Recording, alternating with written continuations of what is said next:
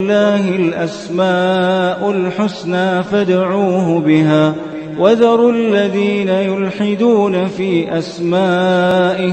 سيجزون ما كانوا يعملون.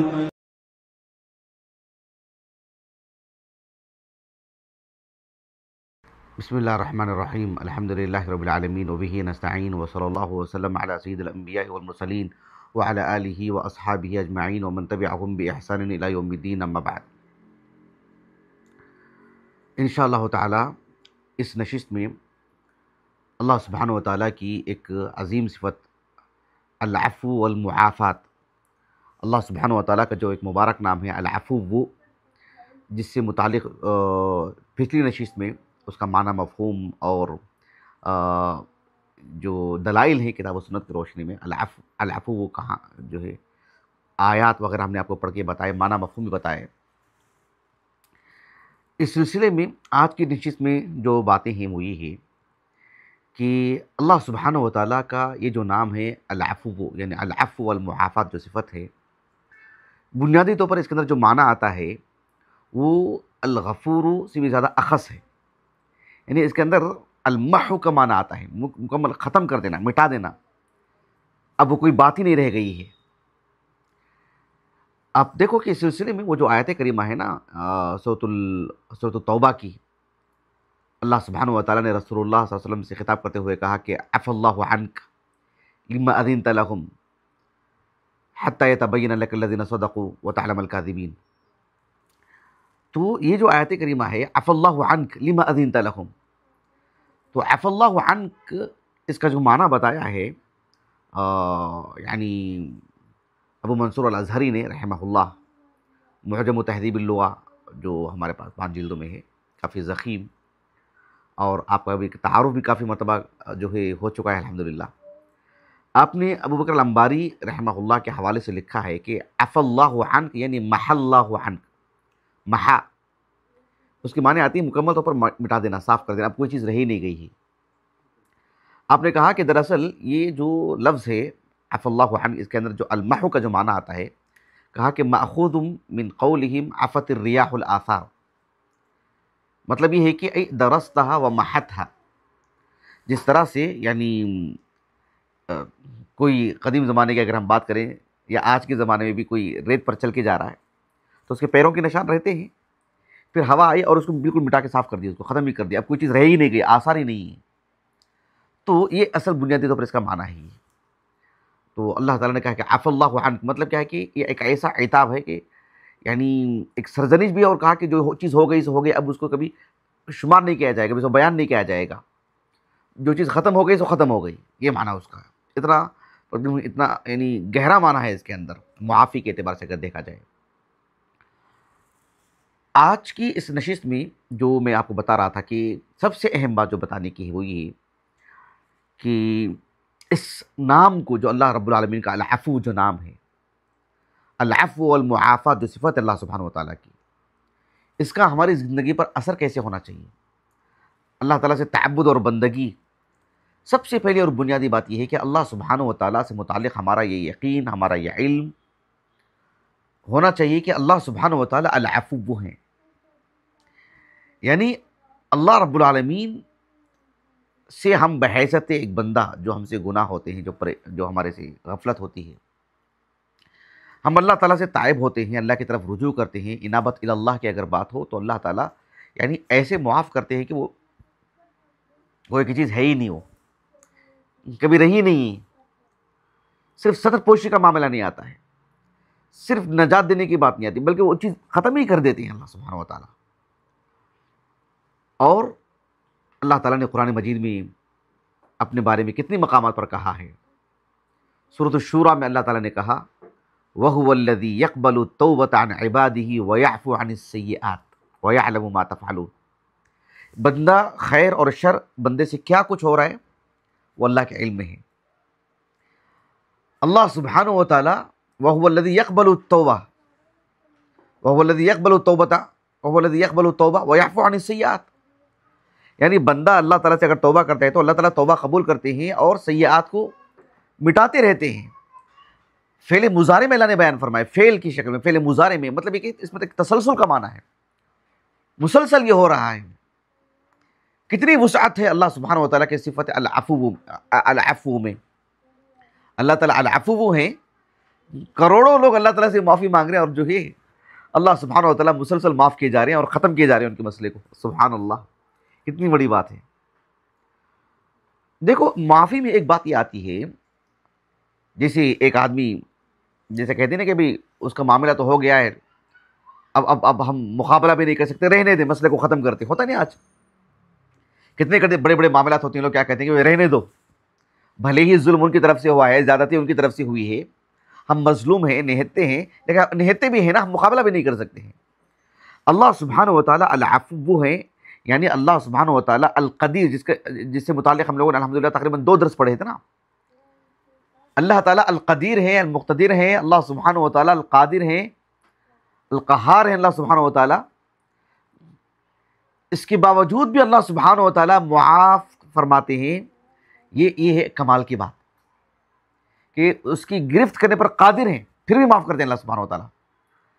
اسی لیے اللہ تعالیٰ کا یہ جو نام ہے نا العفو، اللہ تعالیٰ کا ایک اور نام القدیر کے ساتھ بیان ہوا ہے، جسے اللہ رب العالمین نے سورۃ المائدہ میں سورۃ النساء میں بیان فرمایا، ان تبدوا خیرا او تخفوه او تعفو عن سوء فإن اللہ کان عفوا قدیرا۔ یعنی اللہ سبحانہ و تعالیٰ نے بندوں کو، جو اہل ایمان ہیں، ان کو یہ اخلاق سکھا رہے ہیں، ان کو یہ تعلیم دی جا رہی ہے کہ آپ معافی کو ترجیح دیں، کیونکہ اللہ سبحانہ و تعالیٰ قدیر ہیں، بندوں کے گناہوں کی بنیاد پر ان کی گرفت ہو سکتی ہے، ان کو پکڑ سکتے ہیں، ان کو سزا دے سکتے ہیں، اس بات پر قادر ہیں اللہ سبحانہ و تعالیٰ، لیکن اللہ رب العالمین معافی کو ترجیح دیتے ہیں، معاف فرماتے ہیں اللہ سبحانہ و تعالیٰ۔ فإن اللہ کان عفوا قدیرا۔ جیسے کوئی کمزور انسان ہے، وہ کہہ رہا کہ چھوڑو میں چھوڑ ہی دیتا ہے مسئلے کو، چلو میں نے معاف کر دیا، وہ کون سی کمال کی بات ہے؟ وہ معافی کر سکتا ہے، اور کیا کر سکتا ہے؟ لیکن جہاں مواخذے کی بات ہو، گرفت کی بات ہو، اور اچھی طرح سے کہیں بچ ہی نہیں سکتا اور کسی طور پر بھی بچ نہیں سکتا ہے، تو اللہ سبحانہ و تعالیٰ اس کے باوجود اس کو معاف فرماتے ہیں۔ تو یہ ایک بنیادی بات ہے۔ اسی سے جڑی ایک بات یہ ہے کہ اللہ تعالیٰ نے قرآن مجید میں جگہ جگہ پر اہل ایمان کو معاف کرنے پر ابھارا ہے۔ یعنی یہ بندے کی شان کی بات ہے کہ اللہ نے آپ کو قدرت دی ہے، آپ کو قوت دی ہے۔ بات یہ نہیں ہے کہ کمزور سے مراد صرف یہ نہیں ہے کہ جسمانی طاقت ہمارے پاس نہیں ہے کہ ہم اس کا مقابلہ کر پائیں، مالی طاقت نہیں ہے کہ ہم اس کا مقابلہ کر پائیں۔ مظلوم ہے، وہ کیسے کمزور ہو سکتا ہے؟ اگر اس نے اللہ سبحانہ و تعالیٰ سے اگر دعا کر دی تو وہ کہیں کا بھی نہیں رہ جائے گا، تو اپنا حق رکھتے ہوئے وہ اللہ تعالیٰ کے لیے، اپنے لیے معافی کے لیے اس کو معاف کر دیتا ہے۔ تو اس اعتبار سے قوی ہوا، قدیر ہوا یہ انسان کہ اللہ سبحانہ و تعالیٰ نے قدیر ہے اور معاف فرماتے ہیں، تو اہل ایمان کو بھی اللہ رب العالمین نے اس کی تعلیم دی کہ آپ معافی کو ترجیح دیں۔ کتنے مقامات پر اللہ رب العالمین نے کہا ہے؟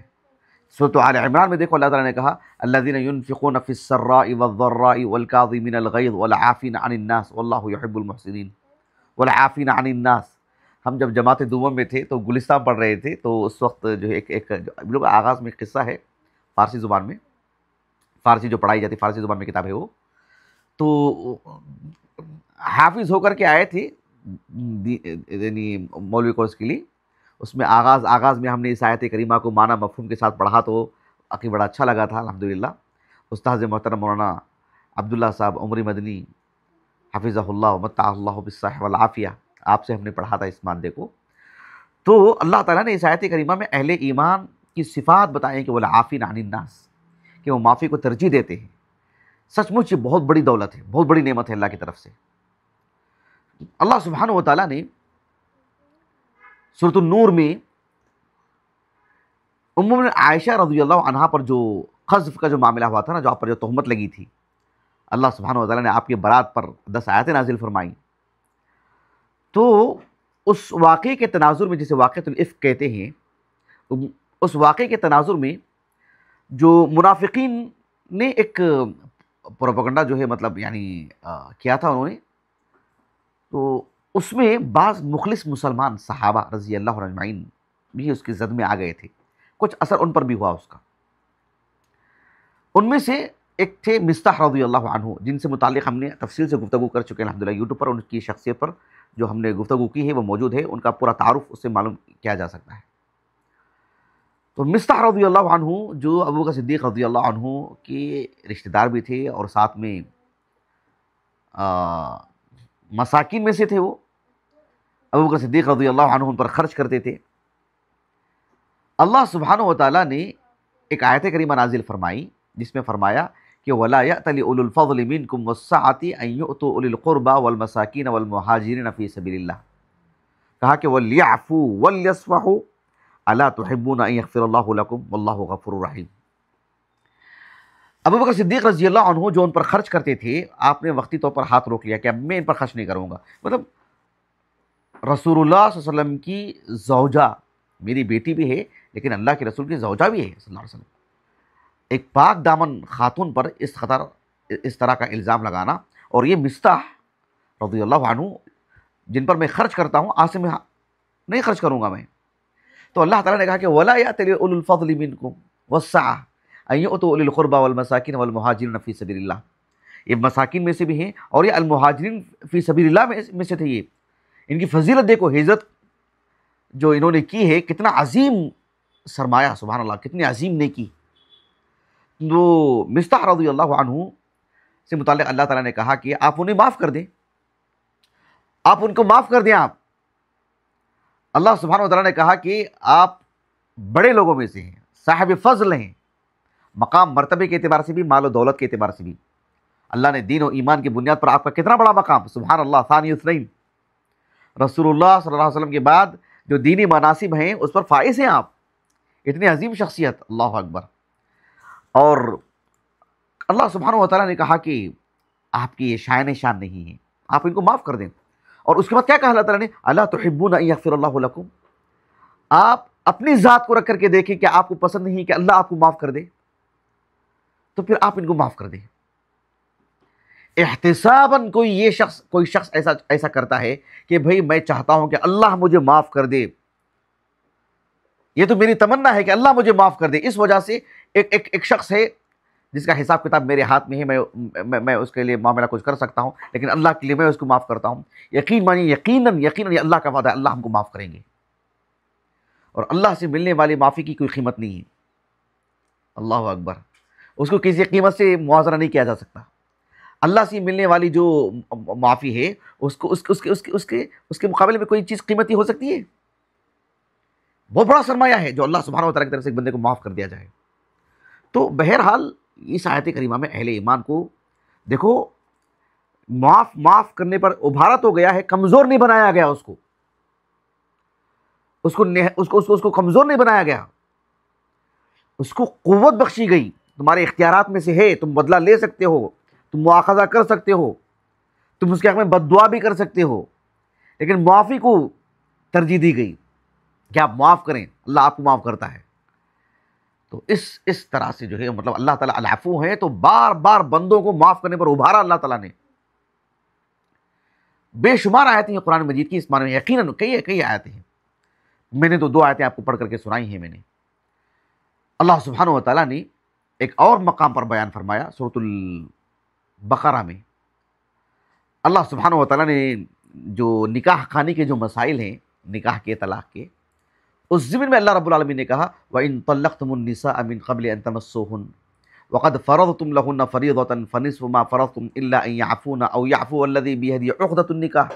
وَأَن تَعْفُوا أَقْرَبُ لِلتَّقْوَىٰ۔ اللہ سبحانہ وتعالیٰ نے معاف کرنے کو تقوی بتائے ہیں۔ احتیاطی پہلو یہی ہے کہ آپ انتقام اور بدلہ لینے کے بجائے آپ معاف کریں، یہ تقوی کے قریبی چیز ہے، یہ تقوی پر دلالت کرنے والی چیز ہے کہ انسان جو ہے، ایک تو اللہ سبحانہ وتعالیٰ مجھے معاف کرتا ہے تو میں بھی معاف کروں، اور ساتھ میں ایک انسان، ایک مسلمان، ایک دیندار انسان ایک محتاط رہتا ہے، گھبراتا رہتا ہے کہ بھئی میں جو میرا حق لینے جا رہا ہوں، کہیں مجھ سے میں ایک قدم آگے تو نہیں بڑھ جاؤں گا، کہیں میری طرف سے تو زیادتی نہ ہو جائے انتقام لینے کے چکر میں۔ اس لیے کہ اللہ سبحانہ و تعالیٰ نے سورۃ الشورى میں بیان فرمایا، کہا کہ وَجَزَاءُ سَيِّئَةٍ سَيِّئَةٌ مِثْلُهَا فَمَنْ عَفَا وَأَصْلَحَ فَأَجْرُهُ عَلَى اللَّهِ إِنَّهُ لَا يُحِبُّ الظَّالِمِينَ۔ اللہ رب العالمین نے کہا کہ دیکھو جس نے جو برائی کی اس کے حساب سے آپ برائی کا بدلہ برائی سے، یعنی ایک حق کے طور پر اس نے آپ کے ساتھ یہ معاملہ کیا، آپ اس کے ساتھ اس طرح کا معاملہ کر رہے ہیں۔ لیکن بہتر یہ ہے کہ فَمَنْ عَفَا وَأَصْلَحَ فَأَجْرُهُ عَلَى اللَّهِ، اگر کوئی صلح کر لیتا ہے اور معاف کر دیتا ہے، کیونکہ آپ لے سکتے بدلہ، وَجَزَاءُ سَيِّئَةٍ سَيِّئَةٌ مِثْلُهَا، لیکن اگر ہم معاف کر دیتے ہیں تو اللہ تعالیٰ نے کہا کہ فَأَجْرُهُ عَلَى اللَّهِ۔ جیسے کوئی شخص کہتا ہے کہ بھائی آپ کے کتنے ہیں، آپ کو 500 روپے دینے ہیں، ارے کیا گھبراتے ہیں، میں ہوں نا، میں دے لیتا ہوں، میرے اوپر ہے۔ ایک آدمی بھروسہ دلاتا ہے اور آدمی اس پر بھروسہ کرتا ہے اور وہ آدمی فعلاً اس کے لیے مدد کرتا ہے۔ ایک آدمی زبان دے دیتا ہے کہ بھائی آپ کو کچھ ہو جائے تو میں آپ کے سامنے کھڑتا ہوں، اور وہ کھڑتا ہے۔ ایک انسان کے لیے اتنی ہمت دلاتا ہے، تو اللہ تعالیٰ کہہ رہے ہیں کہ فَأَجْرُهُ عَلَى اللَّهِ، اس کا اجر اللہ سبحانہ وتعالیٰ کی ذمہ، کتنی بڑی بات ہے، اور یقیناً ملے اس کی۔ بھائی اس کے لیے کسی شرح کی ضرورت ہے؟ بات بالکل واضح ہے، اللہ سبحانہ وتعالیٰ کی طرف سے وہ اجر ملے گا تو یا اللہ، یعنی دل بھر جاتا ہے، سبحان اللہ، یقین بڑھ جاتا ہے۔ اس کے بعد اللہ نے کیا فرمایا، وہ اصل بات ہے، کہا کہ انہ لا یحب الظالمین، یعنی آیت کریمہ کا اختتام دیکھیے، مناسبت ظاہر نہیں لگتی ہے، اس لیے کہ اس آیت میں اللہ تعالیٰ نے کہا کہ فَمَنْ عَفَا وَأَصْلَحَ فَأَجْرُهُ عَلَى اللَّهِ إِنَّ اللَّهَ يُحِبُّ الْمُتَّقِينَ یا إِنَّ اللَّهَ يُحِبُّ الْمُحْسِنِينَ، ایسا کوئی ہوتا تو بات معلوم ہوتی، لیکن اللہ نے کہا کہ إِنَّهُ لَا يُحِبُّ الظَّالِمِينَ۔ کیا مطلب ہے؟ تم انتقام جو لے رہی ہو، بدلہ جو لے رہی ہو، مظلوم ہے، اور اپنی مظلومیت کے اعتبار سے آپ ان کے لیے جو ہے مطلب کچھ کاروائی کر رہے ہو، تو دیکھو ظلم نہیں ہونا تمہاری طرف سے،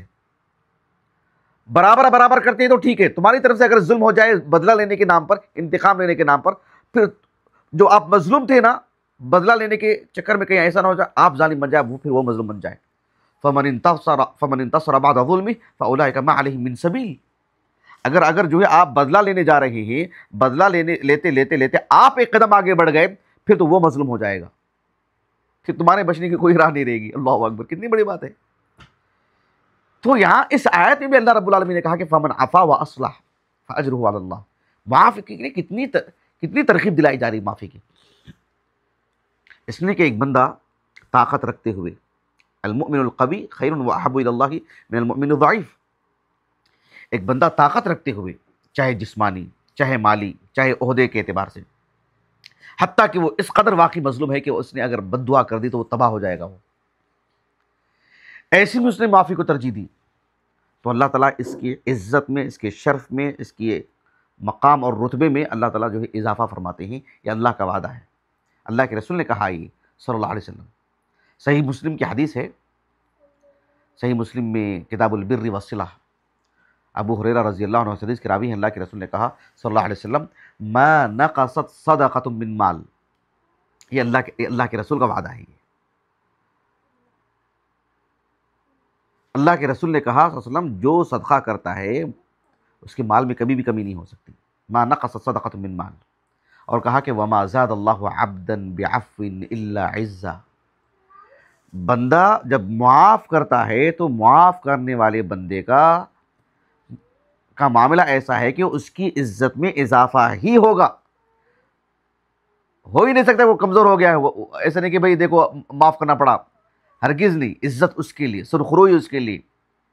مسرت اس کے لیے، شادمانی اس کے لیے، وہ خوش رہے گا، اس کے لیے مطلب دروازے کھولیں گے، مطلب یعنی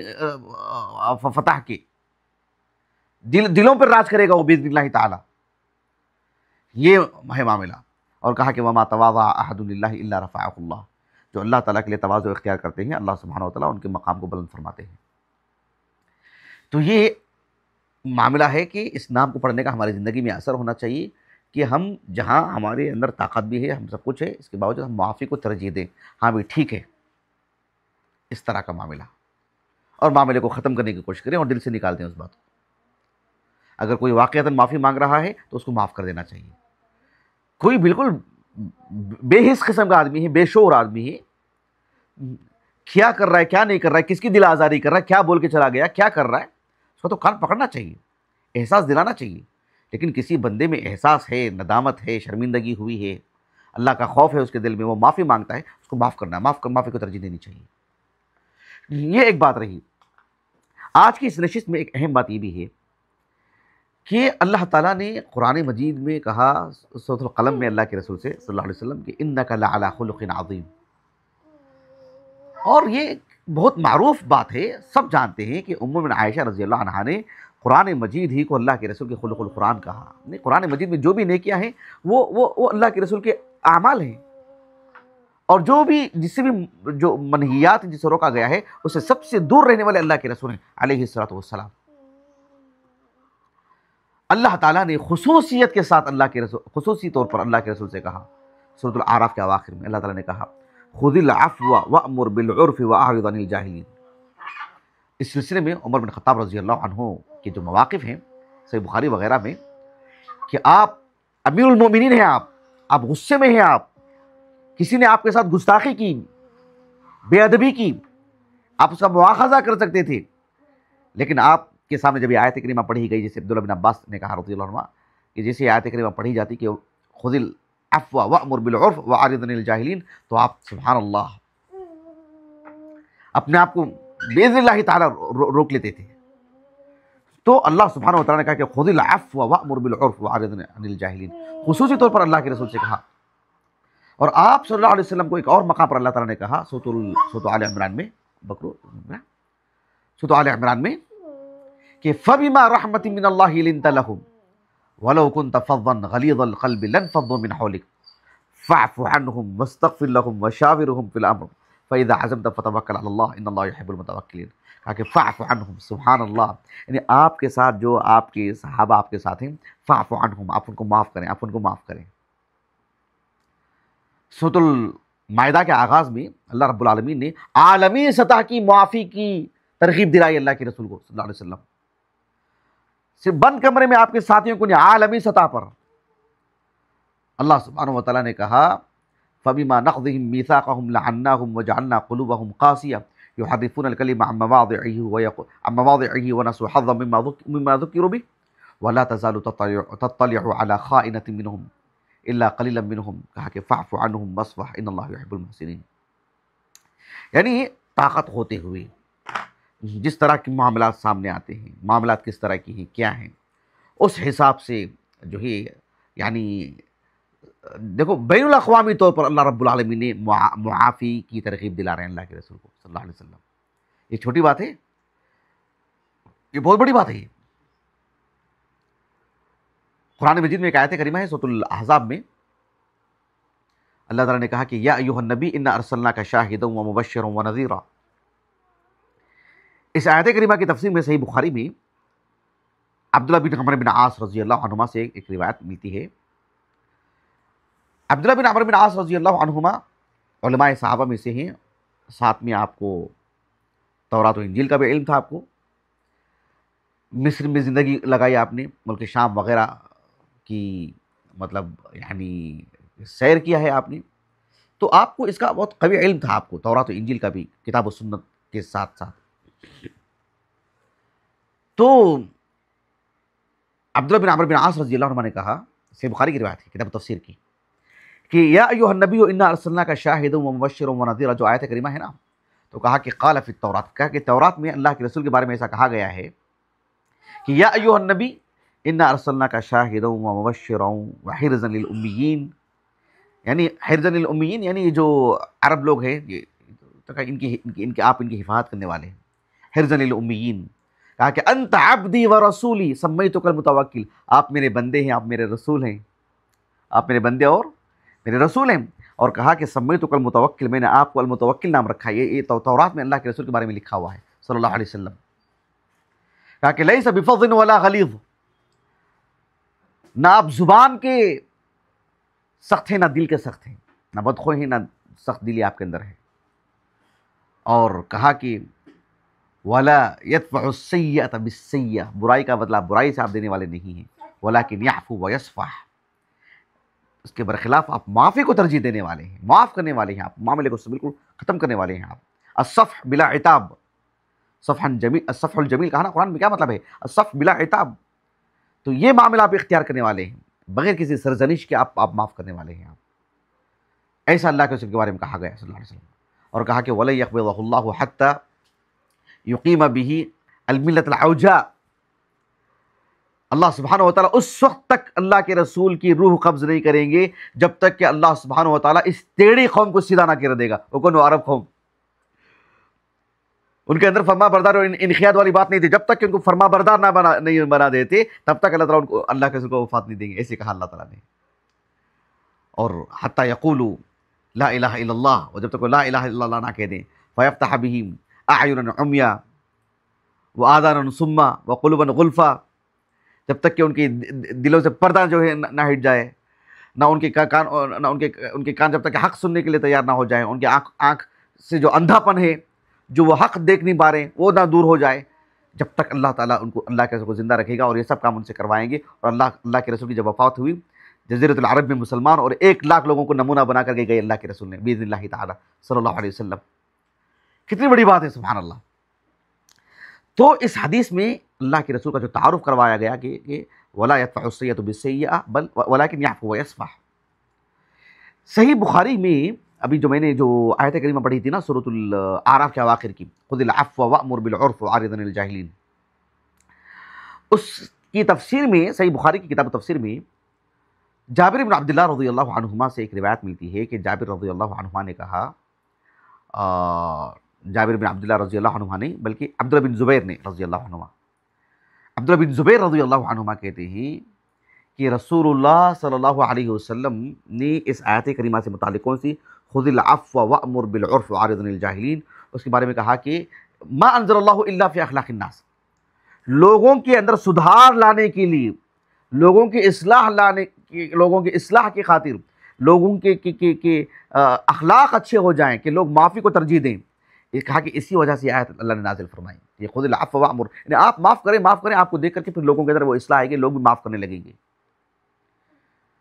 اس کی جو دوسری سند سے جو روایت لائے ہیں امام بخاری نے رحمہ اللہ، اس میں بھی یہی ہے کہ امر اللہ نبیہ صلی اللہ علیہ وسلم ان یاخذ العفو، کیوں یعنی لاخلاق الناس، لوگوں کے اخلاق میں سدھار لانے کے لیے ہی اللہ کے رسول کو یہ کہا گیا کہ خذ العفو، آپ معاف کریں، معافی کو ترجیح دیں آپ، کیونکہ ایک تو ان کے اندر سدھار لانا ہے، آپ معافی کو ترجیح دیں تاکہ ان کو سدھرنے کا ایک موقع دیں، اور دوسری بات یہ ہے کہ وہ آپ سے سیکھیں گے بھی، معافی کو وہ بھی ترجیح دیں گے۔ تو یہ اللہ کے رسول کے بارے میں خاص طور پر کہا گیا ہے صلی اللہ علیہ وسلم۔ اس سلسلے میں ایک دو تین باتیں رہ گئی ہیں، انشاءاللہ اسے آنے والے درس میں آپ کے سامنے رکھوں گا۔ اللہ تعالیٰ سے دعا ہے کہ اللہ تعالیٰ کی جو اسماء حسنہ ہیں، اس کی جو صفات علیہ ہیں، اللہ تعالیٰ ہمیں اسے پڑھنے سمجھنے کی توفیق عطا فرمائے، اور اللہ تعالیٰ کے اسماء حسنہ کو پڑھنے کا جو سب سے بڑا فائدہ ہے، اسے ہم بار بار کہتے رہتے ہیں، اللہ تعالیٰ کا تقرب، اللہ تعالیٰ سے دوری بنائے رہنے سے، اس غفلت سے اللہ ہمیں بچائے اور اللہ کا قریبی بنائے، اللہ اس کا ہمیں سعادت مند بنائے۔ سبحانک اللہم و بحمدک، اشہد ان لا الہ الا انت، استغفرک و اتوب الیک۔